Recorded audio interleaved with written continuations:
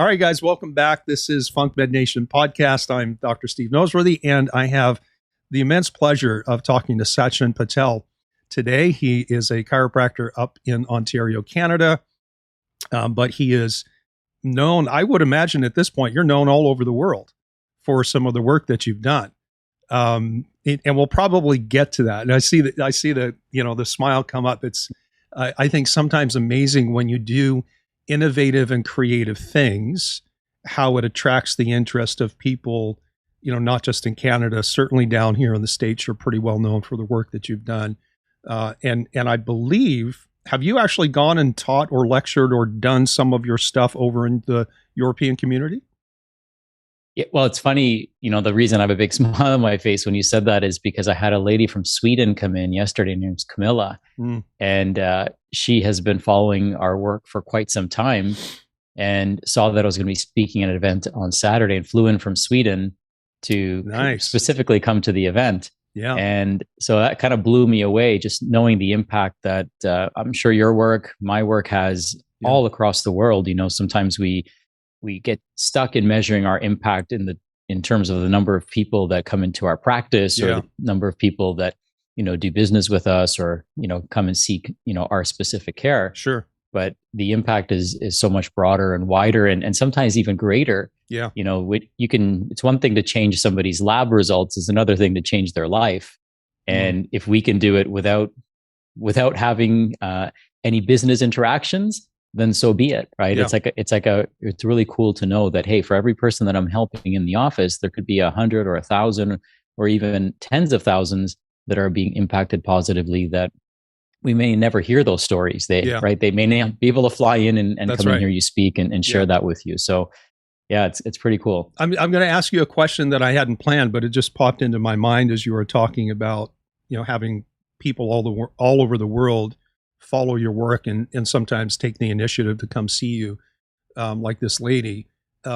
It's a pretty heady elixir to be in a position where you're like the guy, right? And people all over the world are messaging you or attending, flying in, spending money, taking time. How do you, because you seem to be a very grounded person, at least from my observation. How do you insulate yourself against the ego boost that comes from that kind of stuff? Well, great. I think that's a super great question. Humility is something that I try very hard at practicing. So it's actually what I believe is one of the greatest superpowers of people who want to be in a leadership role, right? Sometimes that leadership role is thrust upon us, right? It's not like we're raising our hands and saying, hey, I want to lead this.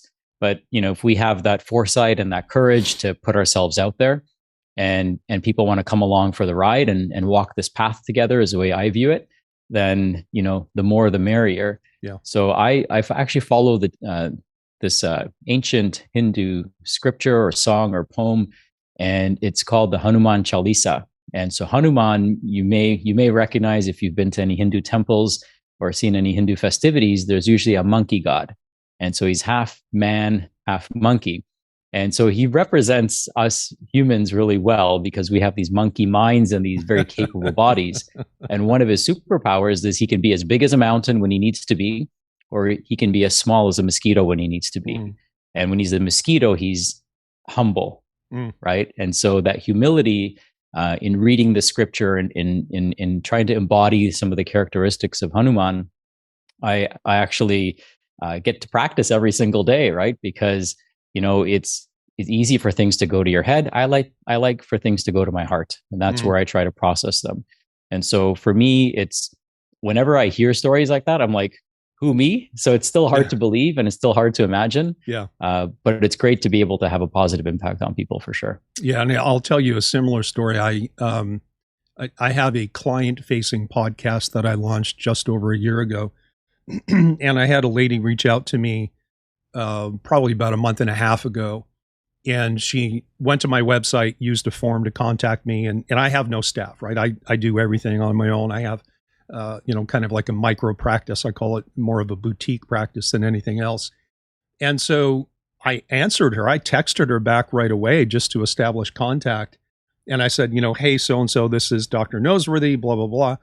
And she texted back and she's like, this is actually Dr. Noseworthy. And then she said, excuse me while I have a little bit of a fangirl moment. And it made me laugh out loud, right? Because, like you, and I think for myself, I've gone through transitions. I've been teaching in the functional medicine seminar sphere for about 15, 16 years. And to be fully transparent, it went to my head for a while. Especially when you get people raising their hands, like I'm from Australia and I came to see you specifically. I could have gone seen anyone. And that got to my head for a while. And then you start to realize that's probably not a very healthy place to be, particularly when I think back about why I got involved in natural medicine. My initiation as a chiropractor is because I wanted to help people the way a chiropractor helped me.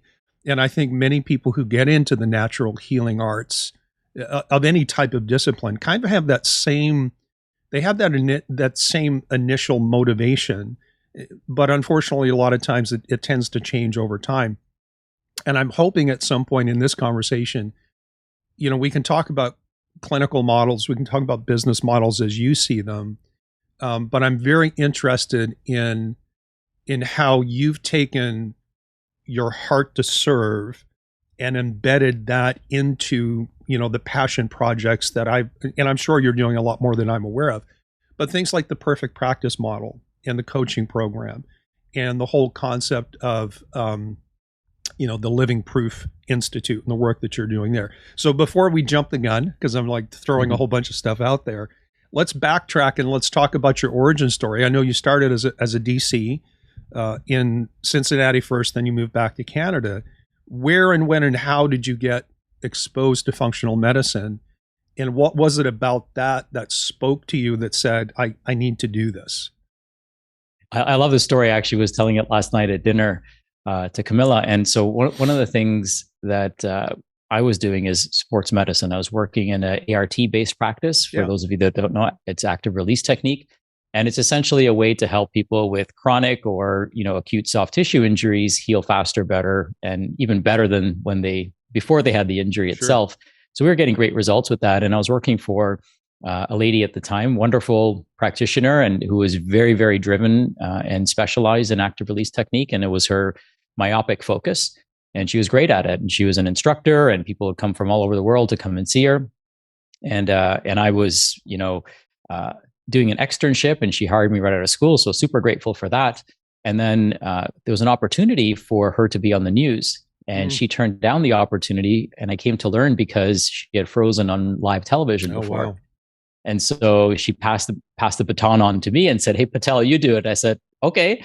I'm 2 years out of school and, getting great results and not afraid of hard work. So, really putting my message and attending all kinds of races and events and all kinds of stuff. So, I built up a good name for myself, and I'm like, wow, the TV, that's going to help take our message even further. Sure. So they ran the story. They did a little documentary on a lady named Connie who had tennis elbow, and she had seen physiotherapists, she had seen a surgeon and had some procedures done. Nothing seemed to get rid of it. She came to see us, we got rid of it. And so that's what the story was on. And so the story airs, and lo and behold, the phone doesn't stop ringing. And all these people start calling the office. And here I am thinking, okay, great. Like, we're going to get busier. We're going to help more people. We're going to change more lives. Awesome. And it's right up my alley. And it's like, when you get great results, you feel really confident in helping people. Yeah. And it's a good, it fills your heart, right? Of course, you can let it go to your head, but I like to have it fill my heart and know that, hey, I positively impacted this person, just like you were positively impacted.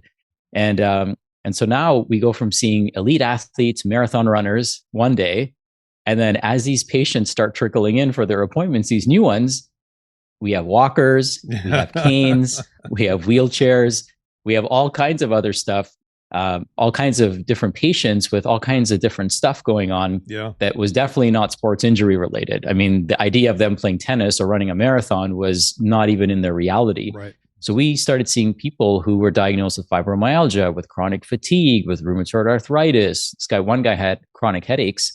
For 10 years, he took 16 Tylenol per day. Ooh, nice. We did the math, and it was thousands upon thousands of Tylenol. He was 50. He looked like he was 80. Right. So if you ever want to know what Tylenol does to you, it accelerates the aging process. All of his hair was completely white. because his glutathione is now, in hindsight, was completely depleted. And so like, these are the type of people that we went from seeing, right? So we went from seeing elite athletes to elite non-athletes, right? The exact opposite. And so I started, working up some of these cases, and I'm like, man, like, I'm in over my head here. I don't know what to do with these people. I can't rub these problems away. I can't stretch them away. I can't active release them away. Right. And, some of them were in so much pain, you couldn't even lay your hands on them. And while chiropractic would have been greatly beneficial, philosophically, it's they needed more, right? Yeah. They needed more than what I could offer. Sure. And what's gutting, as maybe you've experienced this in your practice at times, is when you can't help someone. So that's gutting. Yeah. But what's even more gutting is when you don't know where to send them, because now you know that there's something that can be done for this person. There's always something that can be done, but I don't have the network or the knowledge of where this person needs to go. So I had to start turning down all these patients and saying, listen, I'm sorry, I don't know where to send you. I don't know how to help you. And you've tried everything. So they've seen every specialist, tried every drug. My wife's a pharmacist. So I'm calling her and saying, hey, like, what can we do for these people? And she's like, well, according to the algorithms, they've tried everything, right? And so around the same time, I started getting emails from Dr. Ron Grisanti. Oh, yeah. And I don't know how he got my email address. I don't remember registering for it. He must have bought my email from a list or something. And I'm so grateful. However that inbox, however he was able to access my inbox, because what he would share is case studies. So he would share evidence of people reversing their psoriasis, people, getting rid of their diabetes, people getting rid of chronic fatigue. And I'm like, man, this is like really cool. And these are all the people that I can't help and nobody's able to help. So I started following the case studies, and then he offered a training program. And I was, I think, one of the first 10 students that signed up for it. And since then I was hooked. And what I realized within the first few months of learning the materials is that I had health issues that I was not taking ownership over or not seeking answers for, because I just thought that was normal for me. Yeah. So I grew up having, what I would now describe as digestive issues. But when you only have one life that you recall and one digestive system, you just think it's this way for everybody. That's normal. That's right. I grew up with persistent acne on my back. I grew up with feeling stiff and achy and tired every morning. Turns out I had a gluten and dairy sensitivity. So I would cut out dairy, cut out gluten. The acne disappeared. My joint aches went away. Went from being a late morning person to being an early morning person. I mean, it completely changed my life. So I started implementing that into our sports patients, and we started seeing they started recovering faster. They started running faster. They started seeing results in other areas of their life that they would have never come to see me for. Yeah. Right. So when somebody comes in with a high cap strain, right, that's all they expect you to work on. But, but when I started giving them the intake form from a functional medicine lens, I could see that they had heartburn, they had headaches, they had, blood sugar dysregulation, right? They were approaching burnout, but they would never think to bring that to my attention if I'm, pigeonholed as a sports practitioner. So I realized that we were sitting on a proverbial gold mine, if you will, of people that we could help, right? And I remember Tony Robbins saying this. He said, find an underserviced market and over deliver. And so definitely people with chronic illness are underserviced. And for them, it's very easy to over deliver, because if you just listen to them, you're over delivering, because nobody's ever listened to them. Yeah. If you think outside the box in terms of lab testing, you're over delivering, right? If you spend time explaining what the results mean, you're over delivering. Right. If you respond to their emails, you're over delivering. So it's so easy to over deliver to these people who have just been kind of swept under the rug or have just been passed around like a hot potato. Yeah. And I'm like, man, this is such a great opportunity to be of service. And, looking back, to be honest, my hands were starting to be achy and painful. And I'm like, man, I'm only like 2-3 years into practice, and I'm working on, football players and marathon runners. And I haven't figured out the way to do ART where it doesn't eventually hurt your hands, right? Or something extremely manual on elite athletes where you could use tools, and then my training was with manual therapies. And so my mom said something to me. She's like, you really have to learn how to use your head more than your hands, because then you can do what you love forever. You can always trust your mother, right? Yeah, somehow she's always right. So I was like, that really stuck with me. And I started realizing, well, hey, functional medicine is really a way for me to serve people with my heart and with my head, and not willing to do, I'm willing to do the hard work with my hands if necessary. But I realized that, man, I could really make a positive impact on people.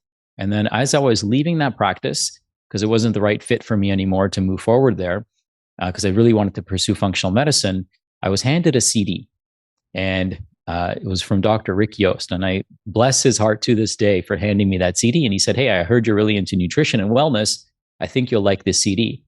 And you'll get a kick out of this. It was James Chestnut's CD. Yeah. So I listened to it. I've probably listened to it 1,000 times over the last 10 years. So it's still the only disc that I have in my car. And I refuse to buy a car that doesn't have a CD player because I want to keep being able to play that CD. Yeah. And I know there's ways I could burn it. So, but that CD became my daily listen, became my Bible, and it impregnated in me the philosophy of not only chiropractic, but lifestyle medicine, and how simple it can actually be to help people heal when we view the journey towards health like rolling a boulder down a hill instead of rolling a boulder up a hill. Yeah. And that's how most people's health journeys are. They're very difficult. They're very expensive. They're very challenging. We're manipulating the body instead of collaborating with it and becoming an ally of its innate intelligence. And when we tap into that innate intelligence through the lens of not just healthy movement, but healthy lighting, healthy breathing, a healthy connection with nature, healthy sleep patterns, right? Healthy oral hygiene, healthy digestive system function, healthy mindset. Once you put all of those facets of the diamond together and start polishing them on a daily basis, right, you end up with results. You end up creating a life that people had never even imagined, because we're kind of like, we're all diamonds in the rough, right? When we're born, in a way. So some of us are going to have inclusions. Some of us are going to have extreme clarity, for example, depending on, our past lives and how much processing our souls have done. And so what ends up happening is life is about polishing that diamond, right? And so many people will only polish 2 to 3 facets of that diamond, but think of a diamond that has all 50 facets polished. Think about how brilliant it can be.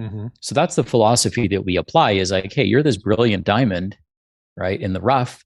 Now we just got to smooth out all the edges, right, and not just focused on one, right? Not just focus on how you move, not just focus on what you eat, but if we focus on all the things that you do on a daily basis and help you do those things 10% better. If you do 10 things 10% better, that's better than doing one thing 100% better and not changing 9 other things. Yeah. Right. I'm loving this conversation, and I'm thinking that I might want to push this out to my client side podcast as well, just because you're talking my language. In fact, on the other side, on that client-facing podcast right now, I'm going through a series. My paradigm, I call it autonomous health, which is taking responsibility for your health and being relatively independent of conventional medicine. Obviously, it has its value, it has its place, but it doesn't have answers for the lifestyle-related diseases that most people are going to experience. So I just love the analogies that you have, and my shtick right now is to try to help people as much with the diet and lifestyle modifications as possible. And so this kind of brings me around to a question of, and it's kind of like a 30,000 foot view question. Because there is no central governing body that defines what functional medicine is, you and I can do radically different things and still call it functional medicine. So I'm wondering, how would you define, if you were responsible for defining functional medicine for our community, how would you do that? Maybe it's an unfair question, but you're pretty light on your feet when it comes to thinking and speaking. So what would you say functional medicine is? Yeah. So there's actually 3 different categories that I like to bucket what people do in. So I would say functional medicine is personalized healthcare, where you're partnering with the patient or the client, and the goal is not to be preventive, but to be proactive. And so, I'm not big on prevention, because what we think about, we give energy to, and what we give energy to, we are essentially co-creating. So this model of, oh, I'm going to eat a cancer prevention diet. Well, what about a heart disease prevention diet? What about a diabetes prevention? How many different diets are you going to eat? Yeah. Right? What are you leaving out? Yeah. And, so a simple analogy there is, like, when you want to go somewhere, you don't put all the places you don't want to go in your GPS. to hope you end up where you wanted to go. You put exactly where you want to go. So it's like a proactive model towards health, because we believe that if you live the first 50, 60 years of your life in a non-healthy state, right, you've never really reached your full potential in life. And you may never, because you were on this downward health trajectory for many, many years. But if you had a proactive health strategy that started from the moment you were born, for example, or even in your early 20s, imagine how different your life would, amortize over many decades. Think about how different that would be. So we think about it as being personalized, we think about it as being a partnership, and we think about it as being proactive. And functional medicine, I believe, there's like 3 layers to it as well. So the first functional medicine version that I did was, I'm going to do these labs that nobody's done on you before, and I'm going to treat the labs. Yeah. Okay. And so you do that, right? And then and then functional medicine 2.0 is, hey, like, we're treating these labs and your numbers are better, but you're not getting better. What's going on? You're still tired. You're still achy. Yes. You're still this, you're still that, but your labs are better, right? So then we incorporate a little bit of supplementation, a little bit of lifestyle, maybe nutrition starts to change, right? That's 2.0. And then 3.0 is really where we go, much deeper with the patient. So we create a customized lifestyle design for them using genomics. So we use a genomic test that helps us identify, hey, this is you, and these are the things that are going to serve you best. So let's say you have a car. You'd want to know if that car is an SUV. You'd want to know if it's a sports car. You'd want to know if it's a truck, because the utility of it is going to be very different. It's going to thrive. Each of those cars is going to thrive under different conditions. Right. So we want to know what that person is so that we can lay out a long-term proactive health strategy and map out what their day-to-day lifestyle regimen looks like. So we call that a lifestyle design. And so now we're looking forward, right? And most health, even when we order lab testing, is looking in the rear view mirror, right? And there's a reason your rear view mirror is so small and your windshield is so big, right? Because we want a bigger view looking forward, and we want to create aspirational health outcomes, knowing, whether we're an SUV, a truck, or a sports car, and how we're genetically and genomically programmed, and then create an environment that is optimal for our genomics. So an SUV is going to do great for off-roading, not so great on the track, right? So now we know what under what conditions to place that vehicle in, so it performs optimally.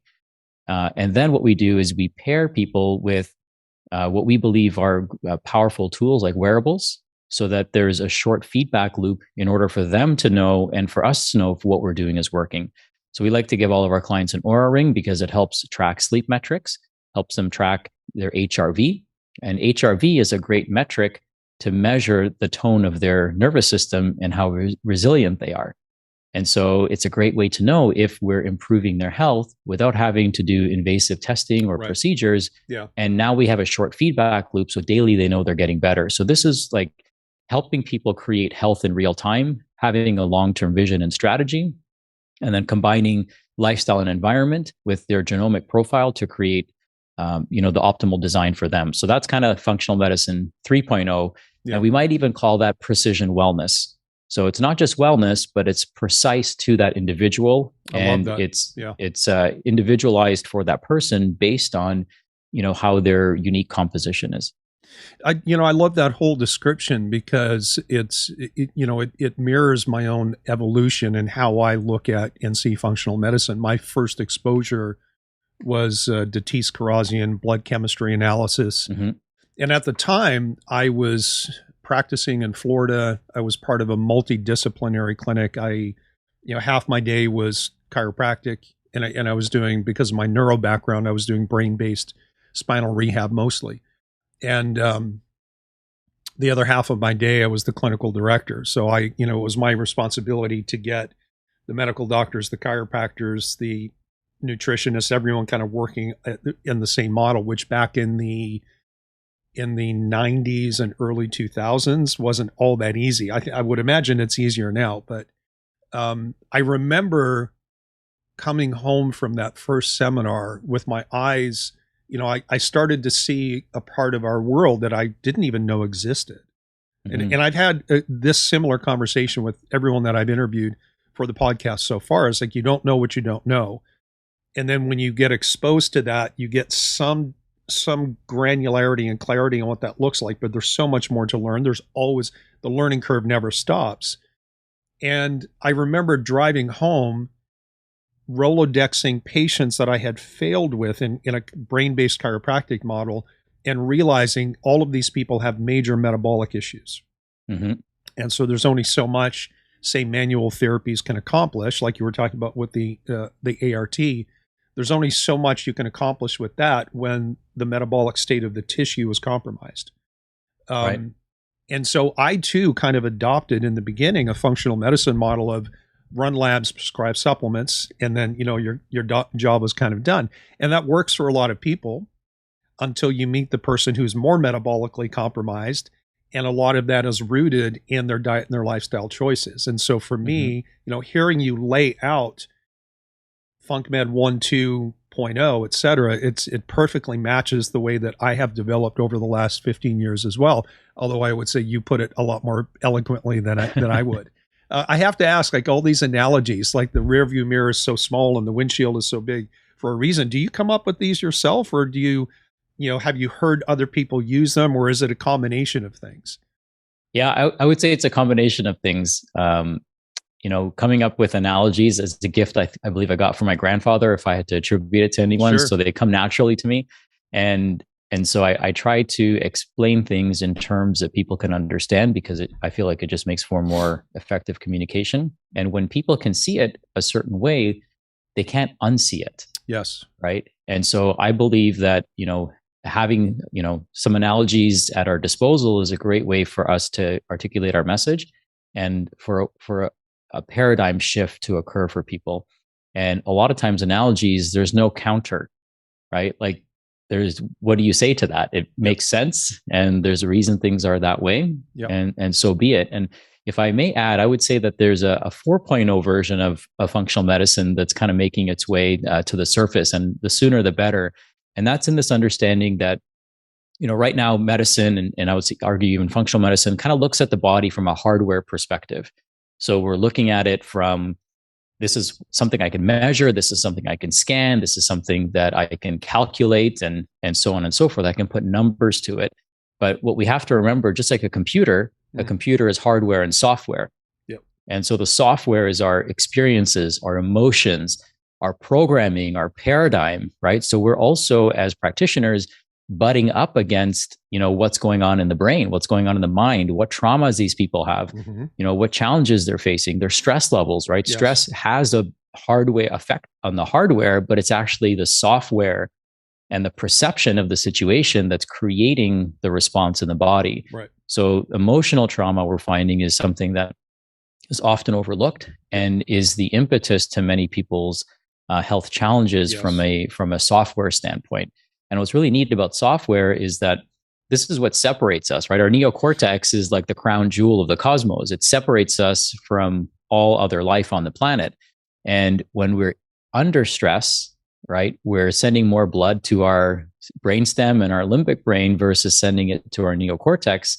And so people cannot necessarily function at their best until we kind of uncouple and unwind that stress response, not just through supplementation, which makes them tolerate the stress better or helps them adapt to the stress better, but really going in and plucking out the code of software that's not serving them anymore, because that's going to tweak their nervous system and put them in this chronically sympathetic dominant state. Right. And guess what? Even if I give somebody the right supplements are utilized differently in a body that's in a sympathetic state versus in a body that's in a parasympathetic state, right? If somebody has chronic stress, and I give them magnesium, well, that magnesium is going to get burnt up in the process of breaking down adrenaline and noradrenaline, right? So it's going to have a different function. But if I give that same magnesium to somebody who is in a parasympathetic state, in a relaxed state, and is in a state where they heal and repair and regenerate, well, guess what? That magnesium is going to be used to dilate blood vessels. It's going to be used to reduce muscle cramping. It's going to be used to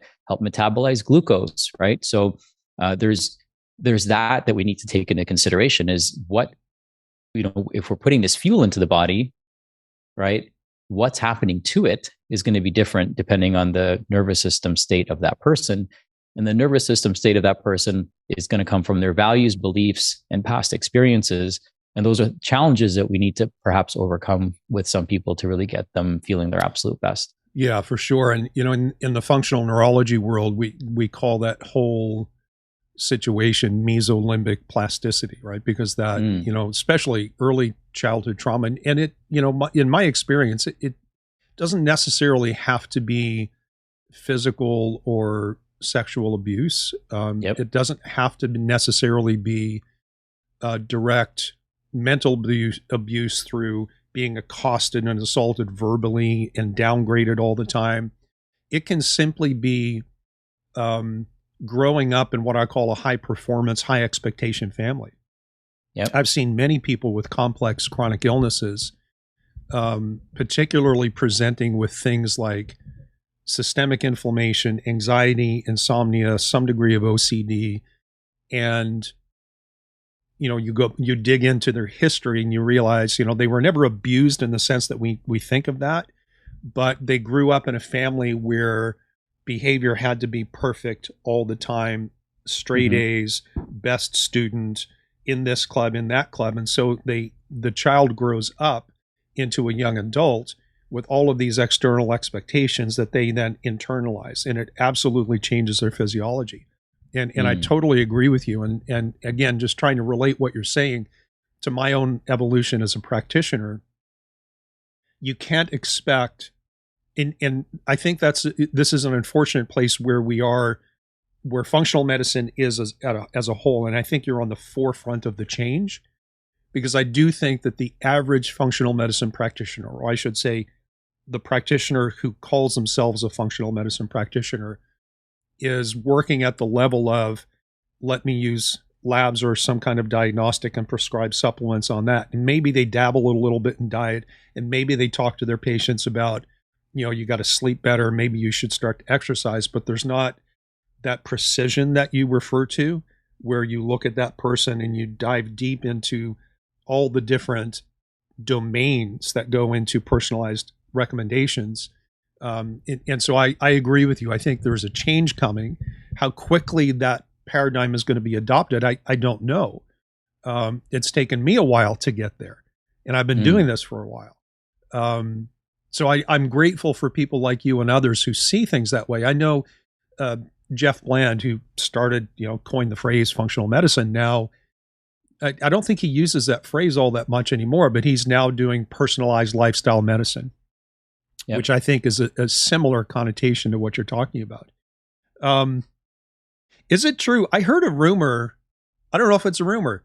Did you give up your chiropractic license a few years ago in Canada to, well, I don't want to put anything in your mouth. I mean, true or not true? And if so, what was the rationale for that? What did it allow you to do that you couldn't do by still having a license? Yeah, I think that's a wonderful question. So one of the things I gifted myself when I turned 40 is I retired my license, and it was a multifaceted, but the main reason I did was because I did not have that leash anymore, and I could do and say whatever was necessary to get my message out there. So at the time, this is about 5 years ago, or I'm sorry, 5 years. I'm turning 45 here in a couple of weeks. Hard to imagine.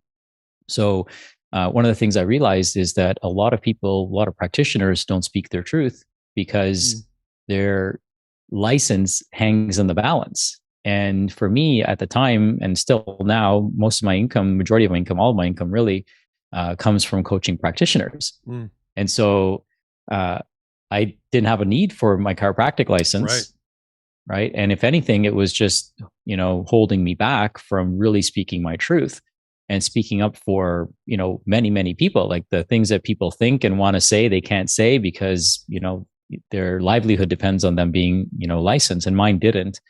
And so that, was a gift to myself when I was in my teens and in my 20s. I always thought I'd retire by 40. That always became my goal. So I'm like, oh, this is like a perfect time for me to do exactly that. Yeah. And so that's what I did. And since then, I just really leaned into, speaking my truth and speaking my voice. I've since then become a functional medicine coach through FDN. So it still enables me to work with clients should I need to, and should I take on certain clients. So I still have that capacity and capability, but the chiropractic license, unfortunately, in Ontario and across Canada, doesn't really recognize functional medicine. So it's like this gray area as well, where they're like, hey, as long as you don't call it chiropractic, then we're okay with it. But then I'm like, well, why would anyone want a chiropractic license to practice functional medicine? It just doesn't make sense. So the rules and regulations here in Canada are a little bit different, a lot different. Scope of practice is very different for chiropractors. Very different. And in fact, an FDN or a health coach actually has a better scope of practice to deliver functional medicine and wellness services than a lot of chiropractors do in Ontario. And the other thing too is that when you're licensed in a certain province or in a certain state, it actually limits your capabilities of serving people across borders. So being able to, having a kind of a global brand, if you will, it didn't make sense for me to have such a restrictive license. So then I stepped more into the coaching side of things, where I could still order lab testing, still have all the knowledge that I've accumulated and will continue to accumulate, but then I can actually serve people in a global capacity without having to worry about my license and things like that. So if you don't have a license as a healthcare practitioner, how do you order diagnostics for people that you're working with? Yeah, so if you become an FDN, they have something called the medical director program. Okay. And the medical director program, through that portal, you're able to order lab testing, and they have a whole system set up so that the people who are trained in that system are able to order the laboratory testing, and it's a proxy license that's being used. So yeah, it's a really neat kind of, I don't call it a loophole, but it's a great way of being able to order lab testing and do it totally legitimately, like it's totally a vetted process, and be able to help people. Which group did you do your FDN through? Was that Andrea Nakayama's program or someone else? No, so FDN is a specific program, and that's run by Reed Davis. Okay, gotcha. Very cool. So all of the things that you're talking about in terms of I'm starting to understand the model. Like I'm absolutely fascinated by the different clinical and business models that people in the functional medicine world use.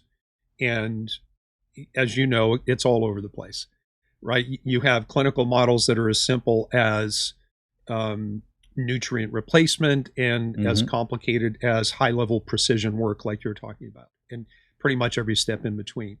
On a business model side, you have guys like me that are a one-man show and a mobile show at that, right? I have a virtual practice and I travel all over North America and serve people. And then you have the brick and mortar. And then you have people who have blended versions where they might see people in an office a couple of days a week, and then they've added virtual consults. And you also have fee for service, and you have packages, and you have programs. And it seems to me that you've kind of circumvented a lot of those different things with your own model, which I think is fantastic. Talk to me, I think I have a sense of what your clinical model is. Talk to me about the business model, and is this the kind of stuff that you teach doctors in your coaching program? And just so I'm clear, is that your perfect practice program, or was that like 1.0 and now you're doing something different? And by the way, I read your book when you first came out with The Perfect Practice. Oh, awesome. Thank you. You're welcome. So over the years, what's happened for us is we've kind of evolved our practice and simplified it. So a phrase that I live by is simplify, then amplify. And functional medicine can get really complicated really quickly. And there's definitely a time and place for that. There's definitely opportunities to help people who have very complex health conditions, like, people with mold and Lyme and parasites and all that good stuff, or bad stuff rather. There's definitely people that love taking on complex cases.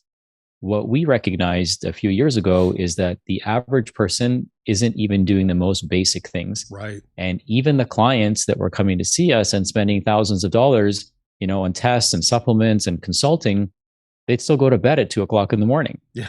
And you're like, dude, okay. I literally just wrote out a framework for my next podcast saying that exact same thing. That's hilarious. Yeah. So then they're right. They've got persistent stress. Their lighting sucks. They don't go to bed on time, right? They have sleep apnea. Like, they have all these things that you can't test for, right? So what's the test for bad breathing, right, throughout the day? What's the test really for emotional stressors, right? There's no lab test for that. What's the test for bad relationships? What's the test for a lack of purpose? What's the test for a lack of connection with source and with nature? Sure. What's the test for not being grounded, right? And getting your feet in electrical system balanced. So because you can't test everything, are you really testing anything, right? Became, one of my mantras in my head. And I really had to unpack that for a while. And what we realized is that, hey, the average person isn't even doing the most basic things. What would happen if we had a program where people just did the most basic things? And what we added was more coaching and accountability and support for them to make those changes. And what we found was that we were getting radically transformational results in a short period of time. So even before people would get their lab results back, this other cohort of people was losing 10, 15, 20 pounds. They were sleeping better already. Yes. We just started plugging into what are the innate needs of your body. And if you're not meeting those needs, then how will I ever expect you to get well, even if I give you supplementation? Right.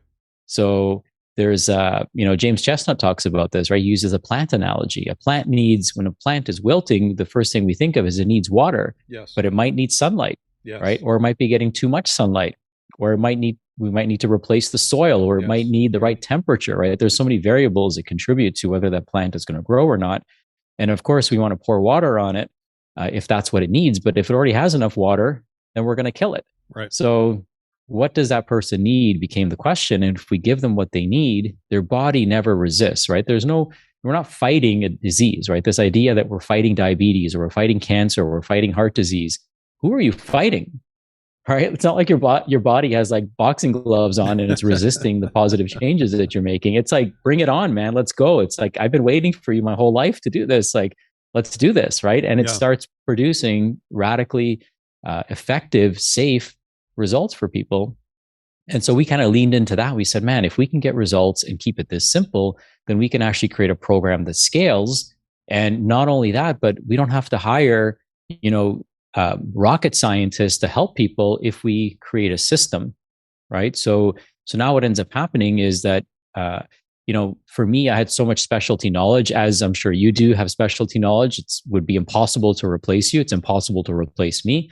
But if we could put a system together that anyone can follow, right, then I can plug in health coaches who have a better scope of practice than a chiropractor might in this type of care. Yep. Have a virtual practice where the coaches are managing the clients virtually and they're following the system, which we know we've proven over and over works. Yeah. And so then that allowed us to simplify. It allowed us to also scale. And so then what we started doing is we white labeled that program for practitioners. So we said, hey, we've got all the assets. We've got the webinar, we've got the education, we've got the program manual, we've got the product line that goes with it. We've got the lead magnet, right? We've got everything that you need to promote this program to people for our practice. Well, what if we white labeled it? We know it works. A practitioner can jump in and in 12 weeks, they can get this whole system set up in their practice. So now they're setting themselves up for success. Right.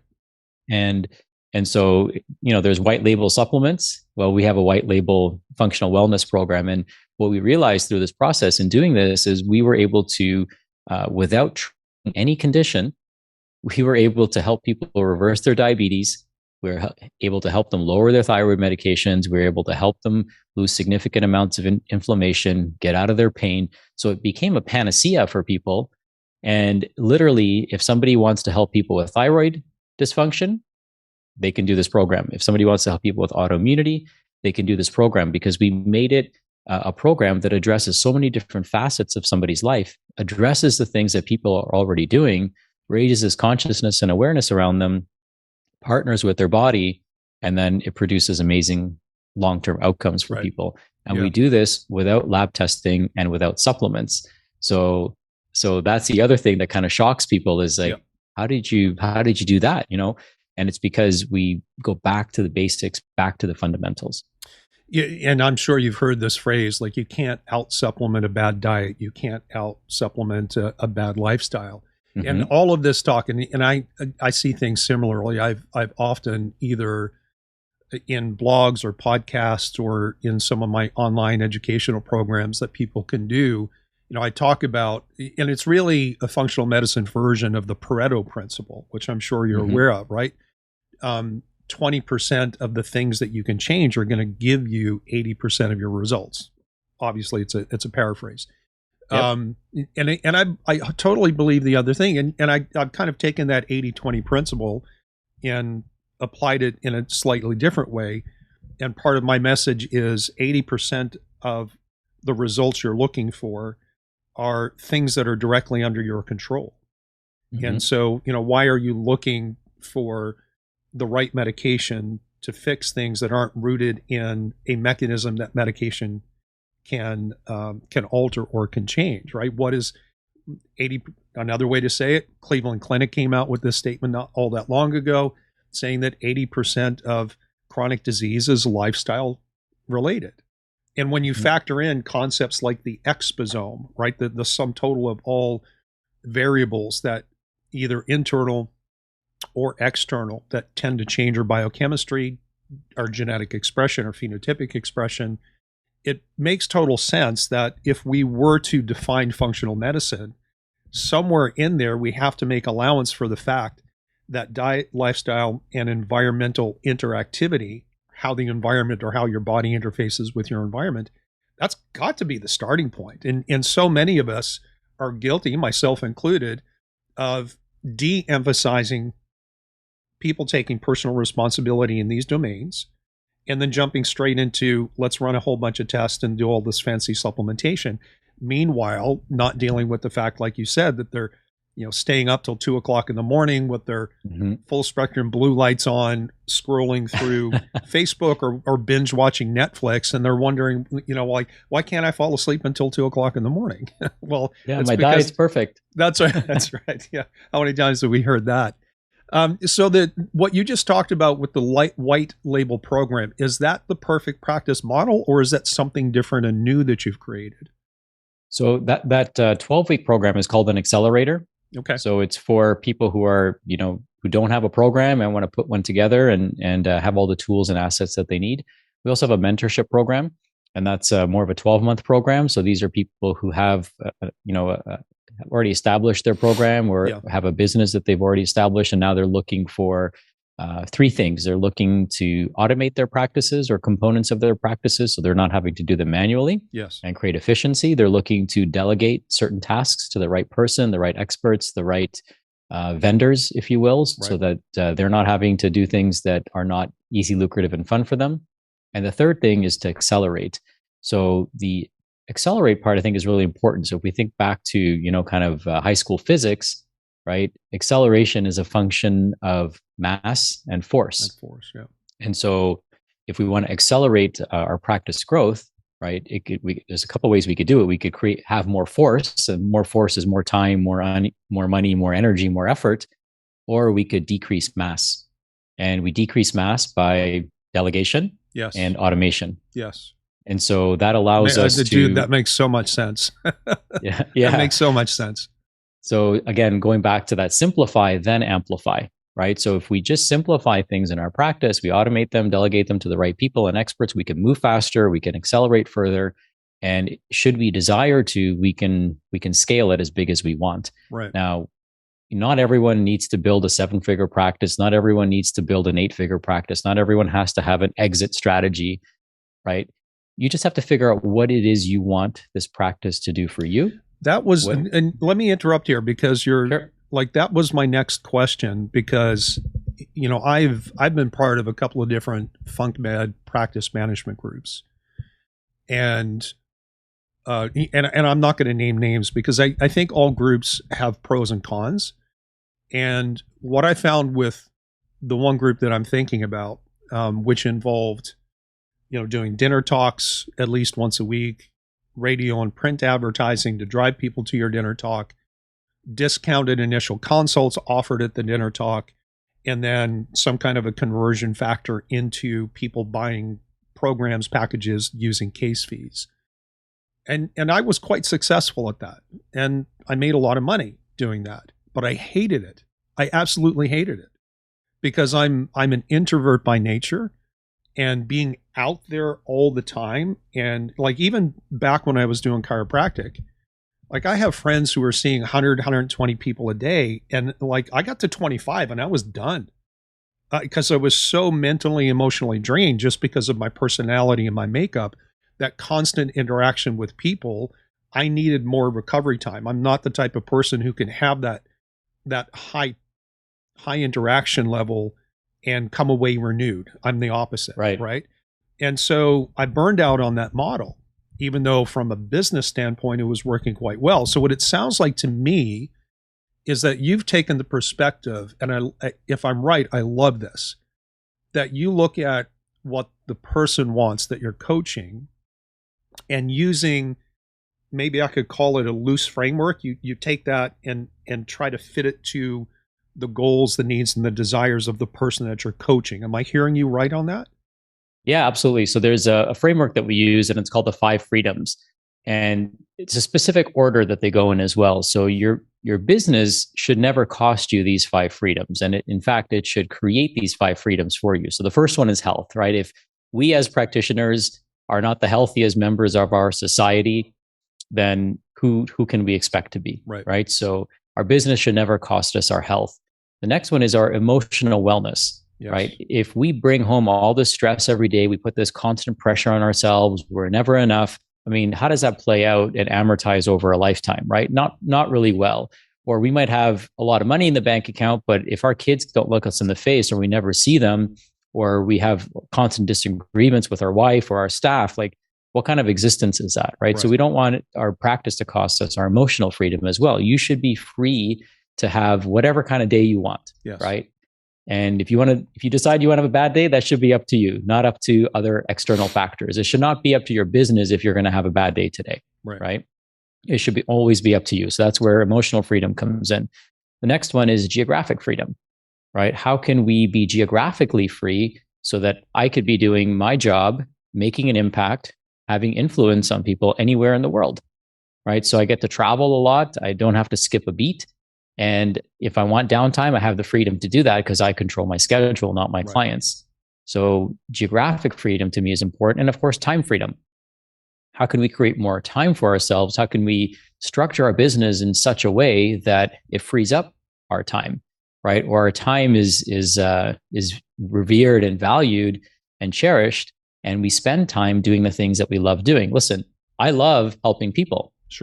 Right? So some of my time on the weekends is even going to be helping people, right? And coaching people and supporting them and serving them and hosting workshops and stuff like that. I love doing that. So I love spending my time that way. So we should love spending our time doing the things that we enjoy doing. I don't like accounting. So guess what? I delegate that to somebody else, right? There's certain components of my business that you couldn't pay me to do, and I don't want to do them. And so I hire people or outsource that task to somebody else. So I have that time freedom to do the things I love doing.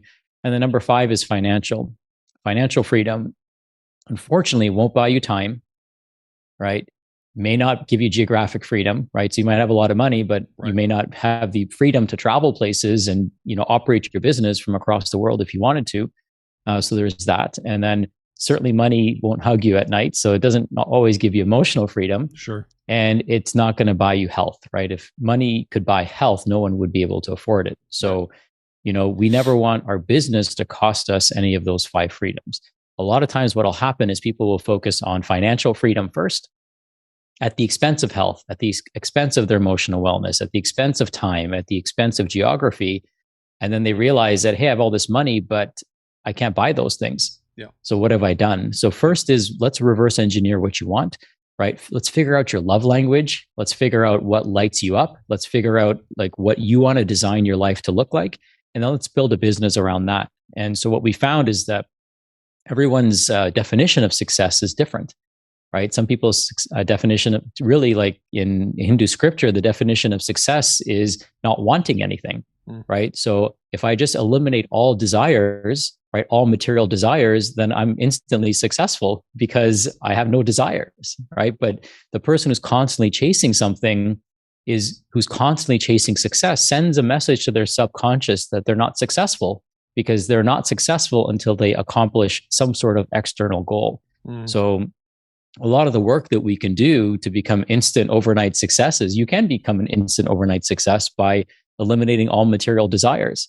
And what ends up happening is your energy, your vibration, how you show up in the world completely changes, because now you're not talking to that person because you need to make that sale, right? Because you need to go buy something stupid that you don't need, right? You're talking to that person as a human being whose time and energy and experience is just as valuable as yours, right? And that's where that humility comes in, is that, hey, we're just all walking this path together, right? And if you're the right fit and you can keep up with me, I'm going down this path. I'd love for you to join me. Right.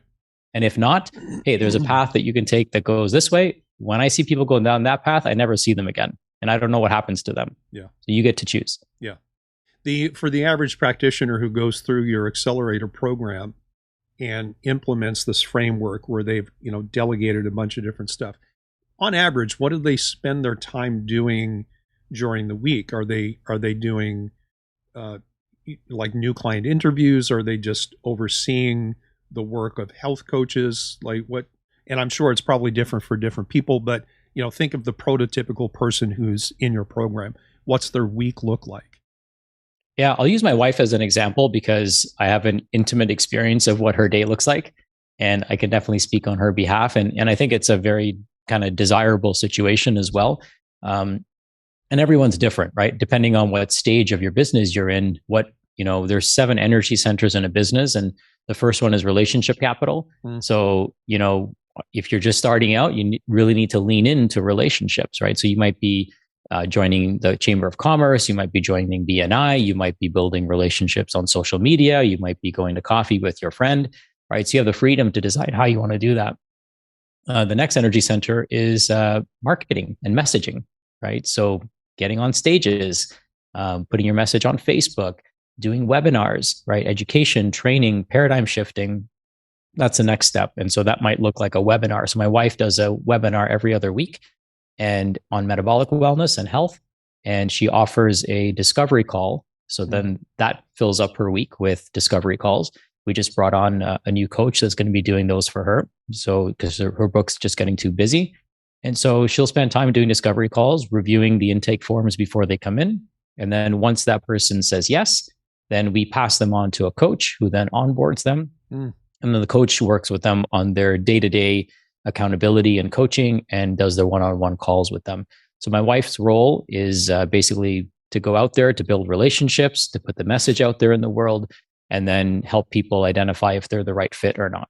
And then after that, the next energy center after messaging and marketing is onboarding or sales, right? Is that conversion from somebody who's a prospect into a potential, now a client.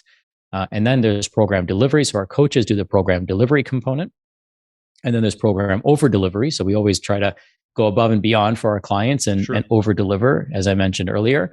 And then the last the last energy center is going to be, the last 2 are going to be raving fans and referrals. So how do we build an army of people who just really love what we do? So my wife will do some of that. I'll do some of that, right? Just to get people amped up and be supportive of our community and others on the journey. And then some people are going to become, referral sources for you, right? So we're, again, building and developing those relationships. So my wife's day looks like she gets up in the morning, prepares a nice meal for my son and I. I usually don't eat breakfast, so she'll make my coffee in the morning.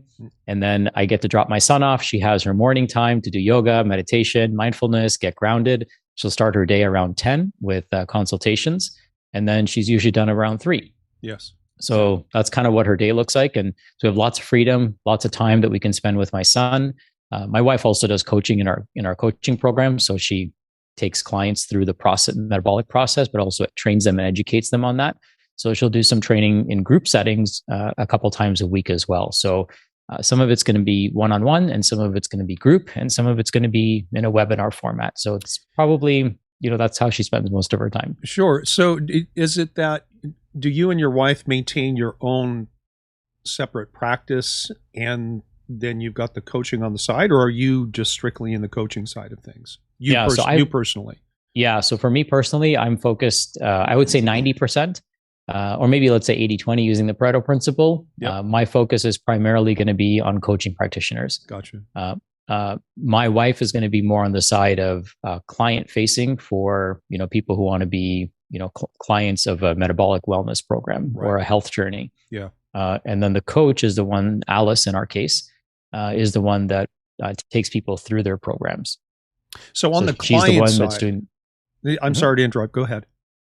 No, so she's the one that takes the clients through the program and process. I got you. So on the client side, is it strictly one-on-one coaching, or is there an element of community? I had a great conversation with James Maskell a couple of weeks ago, and I know you know James. And he was talking about his next evolution and what he sees as going to, now he's got a whole different thing because he's trying to transform the medical community using concepts that we've embraced in functional medicine for a very long time, and he's very focused on like group coaching and building communities. So do you employ that tactic as well? Yeah, absolutely. So we actually have a 4-part framework. So we have self-study, right? So this is where there's recordings, there's trainings, you can watch those and prepare.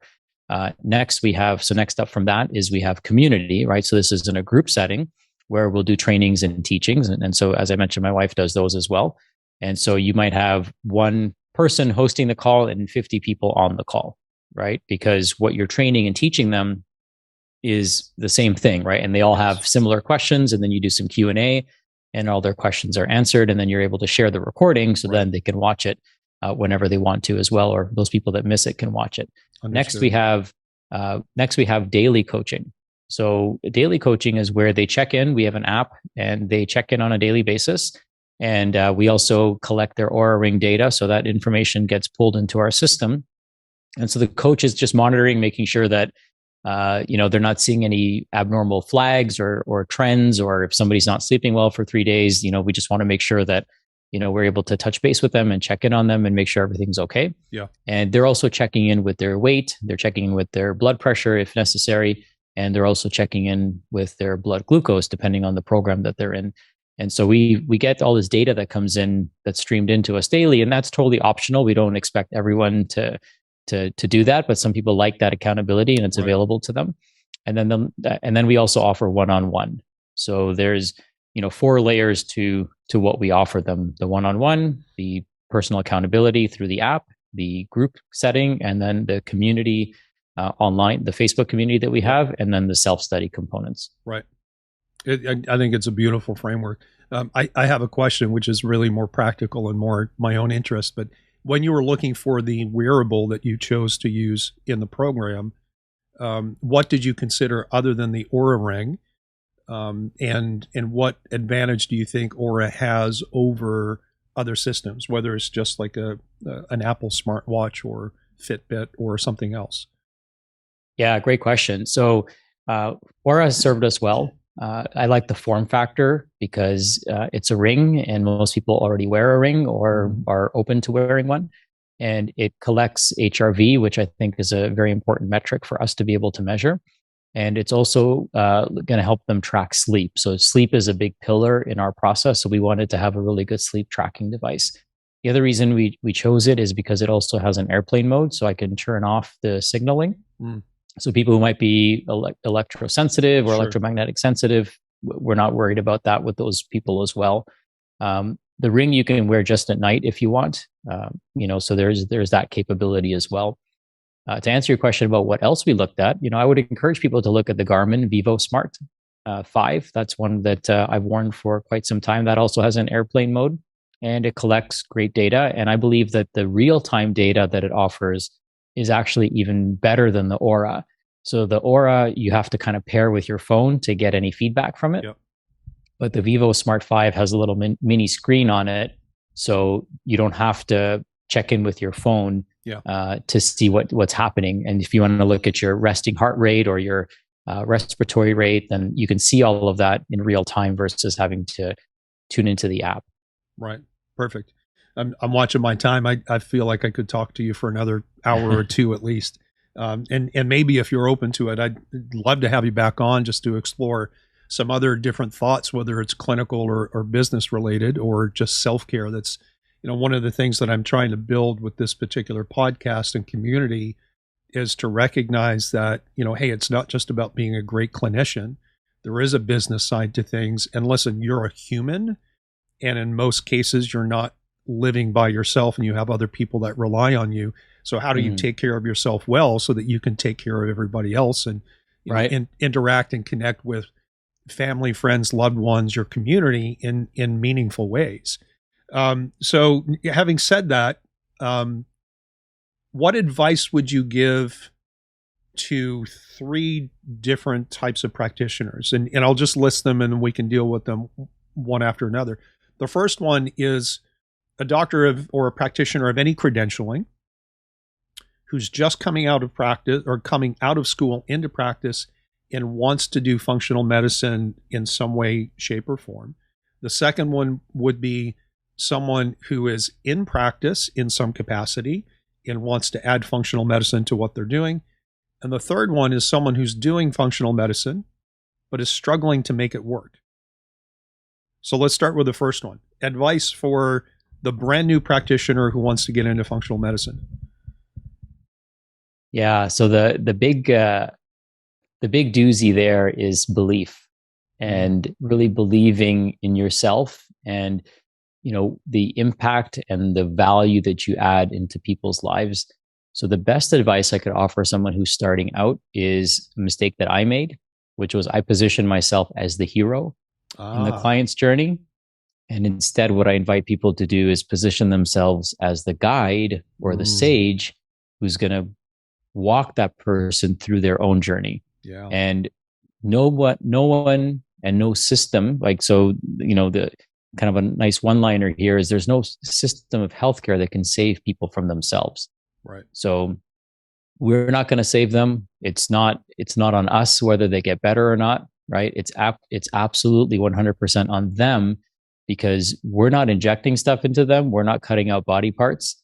We're asking them to make strategic lifestyle changes, environmental changes, dietary changes, upgrades, really. And so they've got to be compliant. And so the first 50 patients, even the first 5 patients that you select and work with, you want to make sure you're correctly positioned. Yes. Otherwise, you're going to try to save them, and you could never save someone who actually wants to drown, right? And believe it or not, some people want to drown and they're looking for somebody to come and save them. So choose your clients wisely, because those clients are going to determine your confidence, your certainty, and how much you believe in yourself. And so if you pick the wrong patients, it's going to beat down your own self-worth and self-belief. Yeah, and that's a hard transition for people to make, especially when you're either new in practice or starting like another, let's call it a business line where you're doing functional medicine. The temptation is to take any client, right? Because you're looking at it more of like a business transactional thing. I can't remember which of the ancient philosophers said this, but it's something like, if someone wants to get well, first ask them if they're willing to give up the things that made them unwell. And again, that's a paraphrase. It might have been Hippocrates or one of the other ancient philosophers. All right, so that's the first one. But what about someone who's been in practice for a while and wants to add functional medicine? And I would say that what you just said applies to anybody at any stage, so you can't say the same thing. You got to give me a different answer. So somebody who wants to incorporate functional medicine into their practice is first and foremost, you have to realize that it's almost a separate business. So while there is, if you draw a Venn diagram, there's overlap, right? Philosophically, there's a lot of overlap, but how you deliver that program really has to be unique to, perhaps if you're a chiropractor, it has to be, kind of almost like a separate service, I would say. Right. Many people will tell you to have separate scheduling days, because switching gears between structural care and consulting care is a lot more challenging, right? And it's just hard to do that sometimes. So make sure your schedule is set up for success as well, and you're able to manage that side of things. Another thing to take into consideration is hiring the right people. So sometimes it'll be a tendency. I just had a client of mine ask me this. He's like, "Oh, I want to work with people across different state lines. Like, what coaching program should I take?" And I'm like, "Dude, why don't you just hire a coach?" Right? Because if you're going to go get a new certification and then you're going to start coaching clients, you're just adding more work to your plate. Right. And to me, that doesn't spell freedom, right? That's like just putting another bar up in your jail cell. And there's many under leveraged coaches that are out there right now that you could hire, and instantly your problem is solved. Right. And so the tendency for some people, especially when they're starting out, is they want to be conservative. And I would say if you're going to be conservative with anything, right, be conservative where it actually matters. We don't want to be conservative to the point where we're actually creating limiting beliefs. So sometimes practitioners are reluctant to hire people because they're saying, "Oh, well, I don't have a business, or I don't have enough business to hire someone." Well, let me ask them this. Let me pose this question. If you could hire someone that could take 160 hours off of your plate every month, right? Do you think if you spent an extra 160 hours doing the things that you're really good at, that you would more than be able to pay for that person and afford that person? Right. And if the answer is no, then just shut down your doors, because you'll never be successful. But if the answer is yes, then hiring someone makes so much more sense than you adding all this work onto your plate, right? And as the entrepreneur, as a visionary for your business, you should be able to go out there and spread your message and spread your wings and get people to say yes to what you're offering. And then you put a staff member, a team member in place, a coach who's passionate, who wants to serve, who's eager to serve, who isn't burnt out, right? Who isn't trying to burn the candle at both ends and trying to run 3 different businesses at the same time. And you're going to get way better outcomes that way. And you're going to be happier too, because now you've created an arm of income that doesn't depend on you. Yeah. What about the final case scenario? Someone is doing functional medicine, but for whatever reason, it's not working for them, whether that means clinically or personally or business wise. And I'm sure that the first question is, well, what do you mean by it's not working for you? But just take that and go wherever you want with it. Yeah, sure. So I know quite a few people might get stuck there. So they're just feeling unstuck, right? And so one of the underlying themes of my upcoming event is how to unstuck yourself, because you might be, some people are stuck at 0, some people are stuck at 100K, some people are stuck at, and not even an income level. Some people are just stuck in their practices, and they don't know how to, navigate and have a business and have a life at the same time. So my mentor, Joe Polish, gave me a really good exercise. He gives everyone in Genius Network this exercise. It's called half versus ELF. So half stands for hard, annoying, lame, and frustrating. Easy stands for easy, lucrative, and fun. So I have my clients do this on a quarterly basis where they write down all the things that they're doing that are hard, annoying, frustrating, lame, like the things that they don't want to do, and then do this and make a list of those things, and then make a list of all the things that they do that are easy, lucrative, and fun, and spend most of their time doing those things and delegate or hire out for the things that they don't enjoy doing. Right. Because, my philosophy in business is you make it up, right? You get to choose what your business offers. There's no, you're not buying a franchise when you start a business. So if there's a service that works well, keep doing it. If there's one that doesn't, then drop it, right? So make it up and, decide how you want to design your business and your offer. Make it simple, because simplicity is sexy. Simplicity scales. Simplicity allows it to be easy for you to hire people. If you've got this complicated, convoluted process going on that only you know how to make function, then guess what? It's impossible to hire people. And then you hire people and you lose them. It's because you have this really convoluted process. So make it simple. Whether you want to sell it as a franchise at some point in the future or not, build it like a franchise. Michael Gerber talks about this in his book called The E-Myth, right? The best business to create is a franchise model, whether you want to sell your business or not. Sure. Because it's the easiest to hire and train people. And if you decide to scale it, it's easy to scale. Next is make it fun. So how can I make my business more fun, right? If you love speaking, do more speaking. If you love posting on social media, do more of that. If you love networking, go and do more networking, right? What is it that you love doing that lights you up, that you look forward to? I was looking forward to our conversation today, right? Me so too. How do I do more of that? Yeah. But if you're dreading things, then energetically, right, you're going to want to pull your covers over your face in the morning. That's not a good sign. So what are you doing to make your business fun? And part of that is making it up under your terms, making it simple, making it fun, and then make it with love. Right. So that criteria, I feel, works really well for people who are a little bit more established, just asking themselves that question, is this a business? I made this whole thing up. So how can I make it more simple? How can I make it more fun? And how can I do it so that it's something I love doing? Right. Yes. And your business is going to take up a lot of your life and time.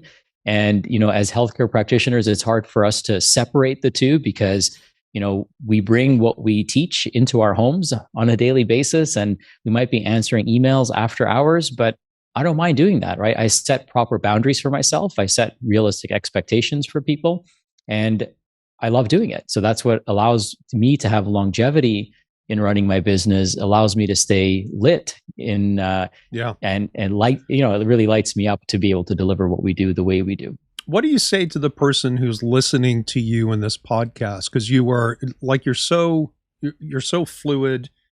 You're pulling all these elements of how you see things, your coaching program, the 5 freedoms. And I mean, all of this is just coming very naturally. What do you say to the person who's listening to you that's thinking to themselves, I could never be like him? You can't. Oh, good right? answer. Just like I can't be like you. Yeah. Right.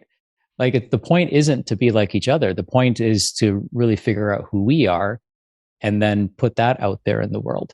I love it. So everyone's competitive advantage is that they're a unique human being. Yeah. And there's no one else, as far as we know, maybe in a parallel universe, right? There's another version of them. But as far as we know on this planet, there's no other version of you. And so one of the things that I emphasize to people is that information and experience are 2 different things. So if you're competing with me on information, like I could never know what he knows. Well, all the knowledge is already available online. So that's not true. That's not accurate. And you could know more than I know, right? And most people know more than I know. So information is not what makes us unique. What makes us unique is our experience.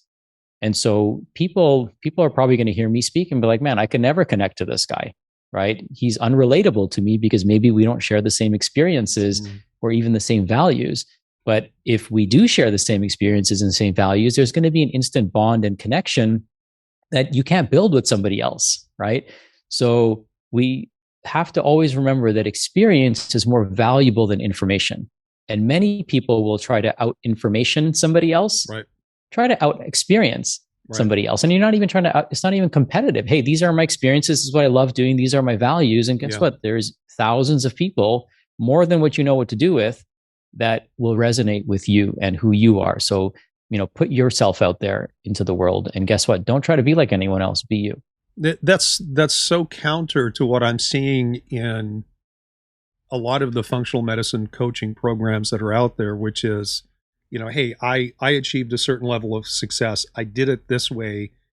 Do it like me, be like me, say things like me. And I love the fact that you're coming from this perspective of we're all different. We're all unique. We all have value. We all have individual hopes, dreams, aspirations, and goals. And let's help you build something around that. Like I love the approach, Sachin. I think you've done an amazing job. So final question, what does Sachin Patel do in his spare time? In my spare time, for me, I love spending time in nature. So I back onto a conservancy. So we've got acres and acres of forest behind us. So I love going out there. I love home renovations, believe it or not. Wow. And just fixing things. I like working with my hands. Yeah. And, I love washing and waxing my car. I know that sounds a little bit weird, but I love things. I love doing things where I can see an instant result. Yeah. Right. So for me, I have I like instant gratification. I definitely play the long game in life, but I like to have experiences where I can see immediate results. So like washing my car is like an addictive process. That's so funny. For me, because I get to see like a clean car, right? And I get to see, wow, I did that, right? And when I do a home renovation, I'm like, every time I walk by it, I did that, right? So just a reminder of our diversity and capability. And I like to keep my brain pretty plastic and learn new things as well.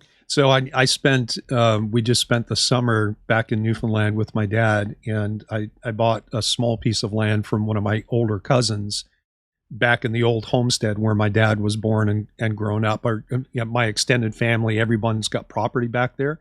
And so I spent the summer, I would do a handful of consults. I might have a 2 or 3 hour break, or maybe I get done early at 2:00.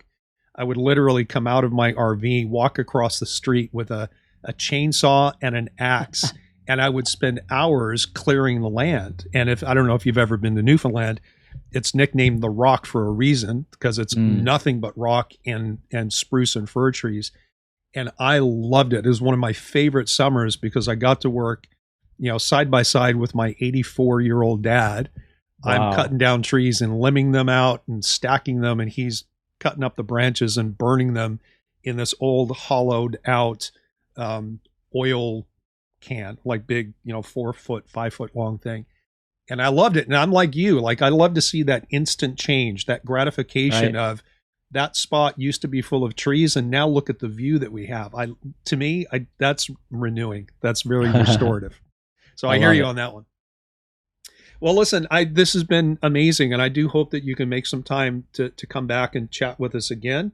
I will put, if you will provide me links that you want to share with the audience, I'll make sure that they go into the episode description. Other than that, Dr. Sachin Patel, man, thanks. I truly appreciate it. I love this conversation. Thanks, my man. It was so wonderful, such a great pleasure, and such a great honor for us to be able to connect this way and keep doing the amazing things that you're doing, living a life that's fulfilling to you. And thank you for sharing your platform with me today. Anytime.